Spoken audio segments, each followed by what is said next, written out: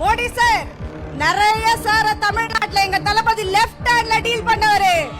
ஏக் plate panipuri ஆவோ பையா அப்படின்ற மாதிரி வட மாநிலத்தவரை கூட்டிட்டு வந்து இங்க வச்சு தமிழ்நாட்டுல பாஜக கால் விடணும் நினைக்கிறீங்களா? நடக்கவே நடக்காது. சார் வந்தாலும் சரி, எந்த சார் வந்தாலும் சரி, எல்லா சாருக்கும் ஒரே பதில் தான். 2026 தொடங்கி நிரந்தர முதலமைச்சர் எங்கள் தளபதி அவர்கள்.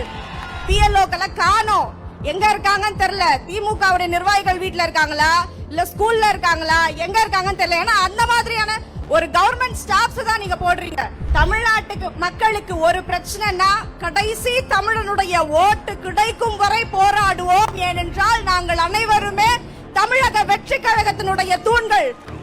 இங்க ஆல்ரெடி ஆண்டுட்டு இருக்கவங்களே தளபதி அவர்களை பார்த்து இருக்கிற பயத்தில் தான் மாநிலத்துல அவங்களால எந்த தளபதியை எதிர்க்க முடியல அப்படின்ற பயத்துல தான் ஒன்றிய ஆட்சி மூலமா வந்து நம்மளை ஏவி விட்டு இருக்காங்க. இருந்தாலும் இந்த இந்தியால 96 கோடிக்கு மேல இருக்கிற வாக்காளர்களை கொண்ட ஒரு நாடு, நாட்டிலேயே மிகப்பெரிய ஒரு எலக்டோரல் சிஸ்டத்தை கொண்டவங்க. ஆனா ஒரு மிகப்பெரிய மாநிலத்தோடைய எலக்டோரல் சிஸ்டத்தை ஒரு மாசத்துல இந்த எஸ்ஐஆர் கொண்டு முடிச்சிருவாங்க. இந்த எஸ்ஐஆர்னு போகிற வழியெல்லாம் எல்லா இடத்துலயும் எதா பேச்சு. ஆனா ஒன்னு மட்டும் தெரிஞ்சுக்கோங்க சார், மோடி சார் நிறைய சார தமிழ்நாட்டுல எங்க தளபதி லெஃப்ட் ஹேண்ட்ல டீல் பண்ணவரு.